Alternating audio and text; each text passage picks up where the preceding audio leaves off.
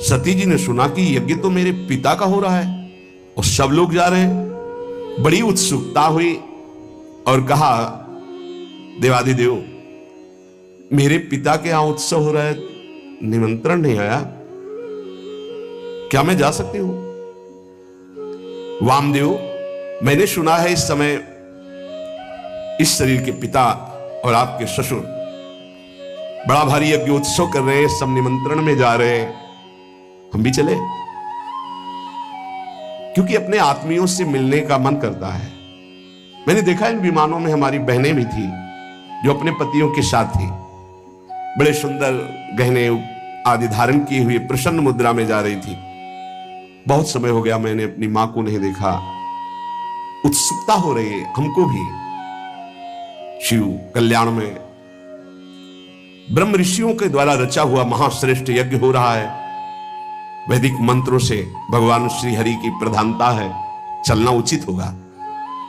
अजन्मा प्रभु, आप ही जगत की उत्पत्ति हेतु और पालन करने वाले, मुझे पता है आप ही त्रिगुणात्मिका माया के सृजन करता है।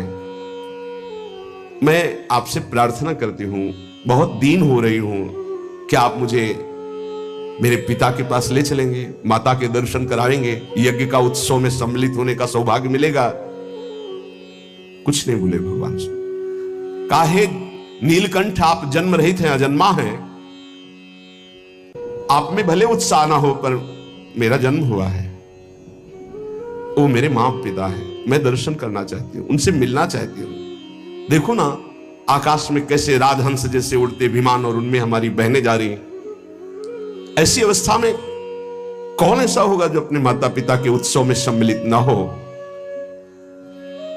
प्रभु, हो सकता है आपको ऐसा उत्तर देने का मन हो कि उन्होंने निमंत्रण नहीं दिया, तो पति के गृह, गुरु के पास और माता पिता के यहां बिना निमंत्रण के जाना चाहिए, शास्त्रीय सिद्धांत है। ये अंबा जी कह रहे, सती जी कह रहे, भर्तुर गुरुर देह कृतस्य केतनम, गुरु के गृह में, पति के घर में और माता पिता के पास बिना निमंत्रण के जाया जाए, ऐसा शास्त्रीय सिद्धांत। निमंत्रण है तो खास बात नहीं है, बिना निमंत्रण के भेजा है, गुरु के यहां, पति के यहां और माता पिता के यहां। इसलिए आप शायद ये कहना चाहते हो कि निमंत्रण नहीं आया तो मैं नहीं लिवा चलूंगा, तो सिद्धांत है, आपको हमारी इच्छा की पूर्णता करनी होगी। और आपको मैं याद दिला देती हूं कि आपने मुझे अर्धांग में विराजमान किया है, मैं उसी सम्मान को आपको याद दिला रहे हूं कि मैं आपकी अर्धांग हूं, याचना करती हूं, अनुग्रहित कीजिए, मुझे हमारे माता पिता के पास भेज दीजिए। सती जी की बात सुन करके भगवान शंकर थोड़ा मुस्कुराए, कहा, सुंदरी, तुमने ठीक कहा कि बिना निमंत्रण के भी जाया जा सकता है। तो योदितम शोभनमेव शोभने अनाहुता अप्यभियंति बंधुषु ते यदुत्पादित दोष दृष्टयो बलीय सानाम्य मदेन मन्युना। यद्यपि माता पिता, पति और गुरु के यहां बिना बुलाए जाना चाहिए, सिद्धांत है, पर तदपि विरोध मान जहां कोई, तहां गए कल्याण न होई। यदि माता पिता तुम्हारे वैर मानते हो तो फिर नहीं जाना चाहिए, फिर नहीं जाना चाहिए। देहाभिमानी मद क्रोध से प्रबल हुआ, यदि वो अपमान करता हो तो फिर नहीं जाना चाहिए। यह सिद्धांत वहां चलता है जहां देहाभिमान रहित होकर के, मद रहित होकर के, दोष द्वेष रहित होकर के वो जो रिश्ते हैं उनका पालन किया जाता है। विद्या, तप, धन, सुदृढ़ शरीर, युवावस्था, उच्च कुल, ये 6 गुण है, पर अभिमान आ जाए तो यही 6 दुर्गुण बन जाते हैं और उसका नाश कर देते हैं। ये 6 गुण अवगुण जब बन जाते हैं तो महापुरुषों का अपराध करा देते हैं और वो नष्ट हो जाता है जो महापुरुषों का अपराध करता है। मुझे लगता है यदि तुम अपने माता पिता के पास जाओगे तो वो तुम्हें आदर नहीं देंगे, मेरे संबंध के कारण बहुत चढ़ा कर देखेंगे। ऐसी अवस्था में तुम सुख नहीं पाओगे। देवी, बाणों से बिन जाने पर उतनी पीड़ा नहीं होती जब प्रियजनों के द्वारा अपमान होता। सप्ते कठिन जाति अपमाना। जब अपने परिकर के, अपने प्रेमी जन, अपने संबंधी तुम्हें सम्मान नहीं करेंगे और रोष भरी दृष्टि से या उपहास करेंगे, तब तुम्हारा जीना मुश्किल हो जाएगा। इसलिए हृदय को शांत करो और इसी कैलाश में ही रहो। सती जी को भगवान शिव की बात अच्छी नहीं लगी। क्यों? क्योंकि ममता जागृत हो गई तो ममता रत सन ज्ञान कहानी फिर नहीं समझ में आती। मानो सती जी ने कहा कि अगर आप एक बार खड़े होकर प्रणाम कर लेते हमारे पिता को तो समस्या ही नहीं होती, पूरा झगड़ा इसी से तो हुआ। भगवान शिव अंदर की बात जान कहते, सुंदरी तुम ये कह सकती हो कि परमोन्नति को प्राप्त दक्ष प्रजापति पद पर जब विराजमान थे तो आप खड़े होकर प्रणाम क्यों नहीं किया? तुम मेरी आश्रिता हो इसलिए मैं तुम्हें बता रहा हूं, ये खड़े होना, हाथ जोड़ना, प्रणाम करना, नमस्कार करना, ये देहाभिमानियों का व्यवहार है। ब्रह्मबोध संपन्न महापुरुष उसी आत्मस्वरूप वासुदेव का सम्मान करते हैं, बाहरी प्रक्रिया नहीं। अहंकार का पोषण अहंकार शून्य महापुरुषों के द्वारा नहीं होता। इसलिए मुझे लगता है तुम्हें नहीं जाना चाहिए। सुमध्य में ये नम्रता दिखाना, प्रणाम करना, हाथ जोड़ना, ये केवल व्यवहारिक क्रिया है। अगर अंदर के वासुदेव को नहीं पहचानता तो ये सब नाटक हो जाता है। तत्वज्ञानियों द्वारा उसी आत्मस्वरूप वासुदेव का सम्मान होता है, बाहरी देहाभिमानी का नहीं। विशुद्ध अंतःकरण का नाम वासुदेव है, अपने स्वरूप में स्थित होना सबसे बड़ा सम्मान है। ये भगवान ज्ञान स्वरूप शिव का, मैं उसी वासुदेव में निरंतर स्थित रहता हूं, इसलिए न किसी को नमस्कार न किसी को प्रणाम। इसलिए अगर तुम्हें लगता हो कि मैंने तुम्हारे पिता का अपराध किया तो बिल्कुल नहीं। मैं देहाभिमानी को प्रणाम नहीं करता, देह में विराजमान उस आत्म तत्व को नमस्कार करता हूं और वो मैं हूं। इसलिए किसको नमस्कार? कौन? इस समय सती जी को अच्छा नहीं लग रहा है ध्यान में। व्याकुलता देखिए। यदि तुम मेरी बात नहीं मानोगी और जाओगी तो संकेत में बता देता हूं ये तुम्हारे लिए बहुत ही हानिकारक होगा। क्योंकि जब प्रतिष्ठित व्यक्ति की आत्मीजनों के द्वारा अप्रतिष्ठा होती, अपमान होता है, तो उसकी तत्काल मृत्यु का कारण बन जाती है। वो संकेत में बता दिया। भगवान शंकर शांत हो गए। ये देखकर सती जी को बिल्कुल अच्छा नहीं। खड़ी हुई एक बार देखती भगवान शंकर की तरफ कि अगर मैं जाती हूं तो ये रुष्ट हो जाएंगे, क्योंकि आज्ञा नहीं। एक तरफ विमानों की तरफ नहीं जाती हूं तो माता का दर्शन कैसे होगा, कैसे सुहृदजनों से मिलूंगी। बार बार एक क्रास चिंतन हुआ, हृदय चंचल हुआ। भगवान शिव की तरफ रुद्र दृष्टि से देखा और आंसू भी आ गए कि इन्होंने आदेश क्यों नहीं किया। समझ नहीं पा रहे अम्बा। भगवान शिव कह रहे हैं जब प्रतिष्ठित व्यक्ति की अप्रतिष्ठा जहां होती है तो मृत्यु से बढ़कर दुखदायी होता है। हो सकता है मृत्यु हो जाए, इसलिए नहीं जाना चाहिए। क्रास चिंतन से ही क्रोध का भयानक स्वरूप आता है। देवी सती थर थर कांपने लगी। एक तरफ शिव प्रेम, एक तरफ मात पितृ प्रेम। रोष भरी दृष्टि से भगवान शंकर की तरफ देखा। प्रधक्षति वैक्षत जात वे पथो, शरीर कांप रहा। रुद्र दृष्टि से देखा। शोक और क्रोध ने बेचैन कर दिया कि आपने आदेश क्यों नहीं किया। और दांतों से ओठ दबाते हुए शिव जी की तरफ रुद्र दृष्टि करते हुए चल रही। और विचार किया मैंने कई बार इनसे प्रार्थना की इशारे से कि मुझे आदेश दे दो, पर आदेश नहीं दिया। ठीक है ना दो आदेश में जा सकती हूं, देखो यहां त्रुटि हो रही।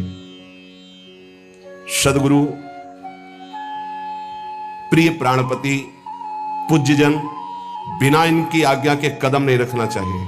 अगर आज्ञा नहीं है तो बड़ा अमंगल है यदि कदम रख दोगे।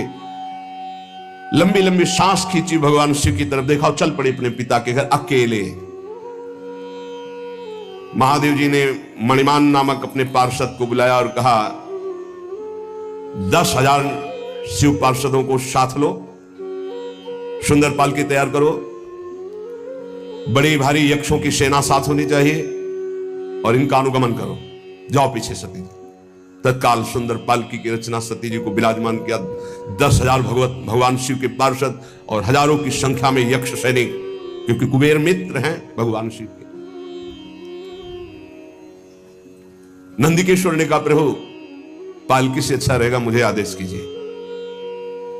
भगवान के नित्य वाहन नंदिकेश्वर गए, कहा माता विराजमान हो हम पर।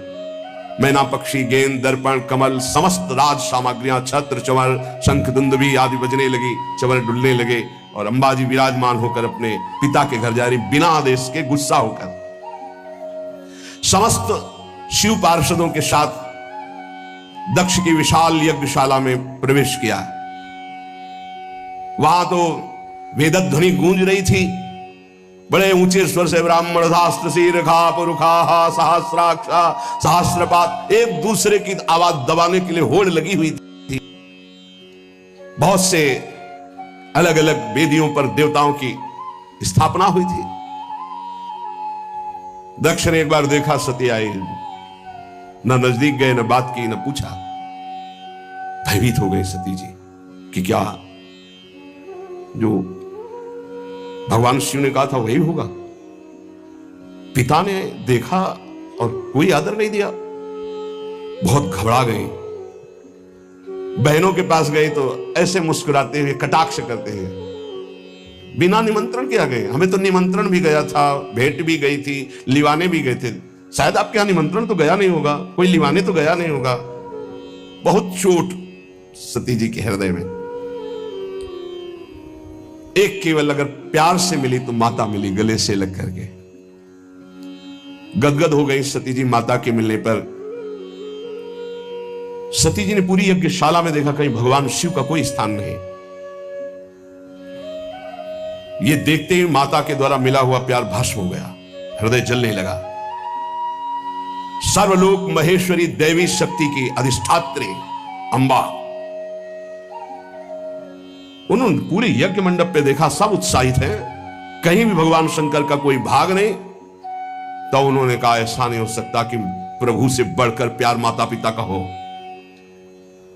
अपार क्रोधाग्नि प्रकट हुई, ऐसा लगा संपूर्ण लोगों को भस्म करने के लिए अंबा ने ठान लिया है।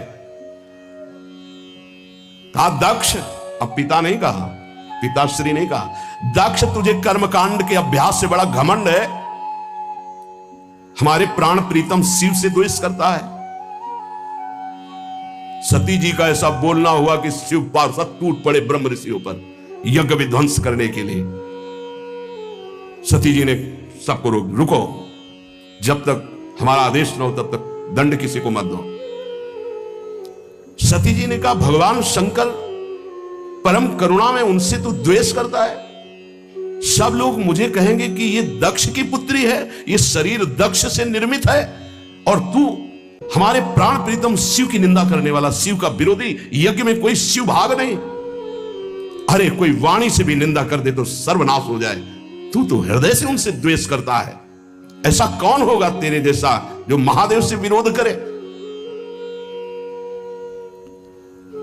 जो दुष्ट मनुष्य स्वरूप शरीर को और स्वरूप पदों को पाकर अभिमान करता है, शिव की निंदा करता है, आश्चर्य है कि वो अपने सर्वनाश को नहीं जानता। इतने बड़े महान अपराध करने पर भी भगवान शिव ने तेरे लिए कोई दंड विधान नहीं किया।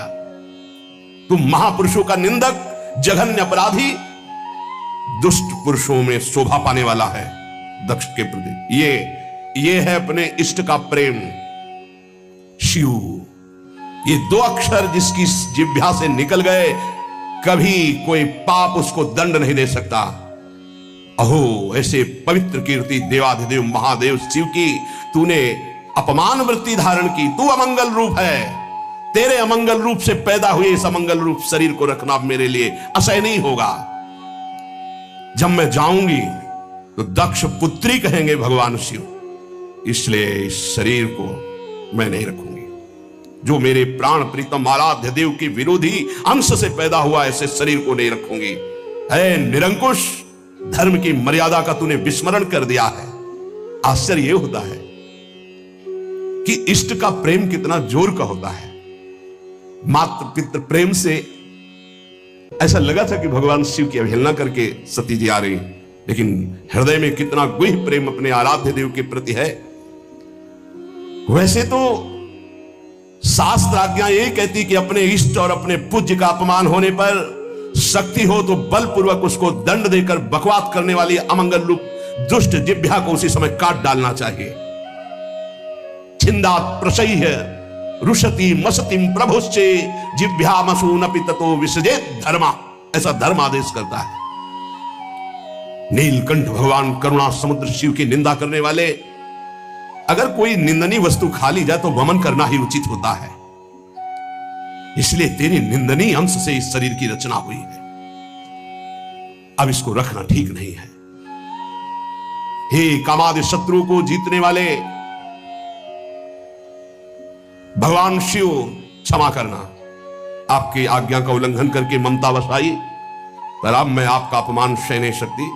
आचमन किया, नया पीला वस्त्र धारण किया, आंख मूंदी, योगाग्नि का चिंतन किया, शिव शिव शिव शिव शिव। तत्काल श्री चरणों से अग्नि पैदा हुई और योगाग्नि में शरीर भस्म हो गया। क्योंकि अंबा है, नहीं रखूंगी ये शरीर, तेरा अंश है ये शरीर, ये तेरा अंश है। जब मैं जाऊंगी तो कहेंगे आओ दक्ष पुत्री, ये मैं बर्दाश्त नहीं कर पाऊंगी। अब सब कोई कहेगा ये दक्ष पुत्री सती है, इसलिए मैं अब इस शरीर को नहीं रखूंगी। तूने मेरे इष्ट देव का अपमान किया। जिस शरीर को भगवान शिव वामांग में विराजमान करते थे, महामनस्विनी सती ने तत्काल अग्नि की धारणा की, देखते देखते सबके बीच में भस्म हो गया शरीर। अब तो हाहाकार मच गया, क्योंकि रोकने वाले अब कोई थे नहीं। पार्षदों को सती जी ने ही रोका, भारी विध्वंस मचाना शुरू कर दिया। अब हदम रक्षम ब्रह्म ऋषियों ने उच्चारण किया, ऐसे मंत्र का उच्चारण करके आहुति दी तो यज्ञ कुंड से रिभु नाम के महान प्रतापी दैवी शक्ति संपन्न प्रकट हुए और शिव पार्षदों को मार मार के खदेड़ना प्रारंभ कर दिया। यज्ञ विध्वंस नहीं कर सकते। ब्रह्म तेज संपन्न उन रिभुओं की आक्रमण शक्ति इतनी प्रबल हुई, भाग करके शिव पार्षद कैलाश में आए। इधर देवर्षि नारद जी पहले ही पधार चुके थे। देवाधिदेव महादेव जी की वंदना करके पूरी की पूरी सूचना तत्काल जटा पकड़ी, उखाड़ी और पटक दी भूमि पर। जे ही जटा उखाड़ कर पृथ्वी पर पटका, मानो आकाश को छूता हुआ ऐसा महावीर प्रकट हो गया। ना तो छाती की चौड़ाई दिखाई दे रही थी, ना शरीर की लंबाई दिखाई दे रही थी। ऐसा विराट महान, इतना विशाल था कि स्वर्ग से भी ऊपर उनका सिर हो रहा था। हजार भुजाएं, श्याम वर्ण, सूर्य के समान चलते हुए तीन नेत्र, विकराल भयंकर दाढ़े, लाल लाल जटाए, हाथ में हजारों हाथों में अस्त्र शस्त्र। क्या आज्ञा है? भगवान शंकर ने कहा तेरा नाम वीर रुद्र है, तू उठ, मेरे संकल्प से प्रकट हुआ है, और जा दक्ष के यज्ञ को विध्वंस कर दे। और जिन ब्रह्म ऋषियों ने हमारे पार्षदों को दंड दिया, बलात् उनको दंड देकर के यज्ञ विध्वंस करके हमारे पास आओ। देवादिदेव भगवान शंकर की आज्ञा हुई तो वीरभद्र ने परिक्रमा की और चल दिया। उस समय वो जब चरण रखता था तो ऐसा लगता था भूकंप आ गया। ऐसा महान बलशाली भयंकर सिंहनाद करता हुआ कराल त्रिशूल हाथ में लेकर यज्ञ मंडप की तरफ दौड़ा, मानो काल दंड स्वयं पधार रहा हो। ऐसी गर्जना की यज्ञ मंडप में लगा कि आकाश से बिजली टूट गई और कैलाश से गर्जना प्रारंभ की। जितने बुद्धिमान ऋत्वज थे वो तो लघुशंका जाना, बोले जाओ महाराज। वो समझ गए कि अब कुछ प्रसाद लंबा होगा तो 50 ब्रह्म ऋषि तो लघुशंका के बहाने निकल गए। कहां? तो इशारे की केवल जरूरत है। ब्राह्मण लोग जनेऊ पहनते ना, इसका मतलब होता है कि लघुशंका जाना। जो अपने तप अभिमान मंत्र बल के की पार्षदों को मार के मंत्र बल से भगा दिया था, वो वहां बैठे रहे। दक्ष प्रजापति को मूर्छा से आने लगी।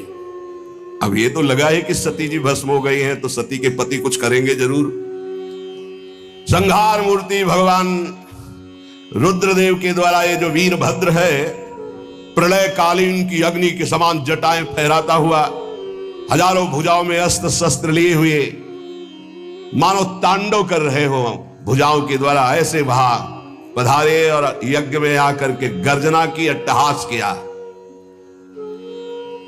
जितने महात्मा ब्रह्म ऋषि सब बैठे थे वो सब एक दूसरे की तरफ देख रहे और शुरू कर दिया हरिओम हरिओम। वहां कुछ नहीं हो रहा है। अब पहले तो भगवान शिव ने कुछ संकल्प नहीं किया था, इसलिए दैवी रिभु प्रकट हुए। अब कुछ नहीं मंत्र से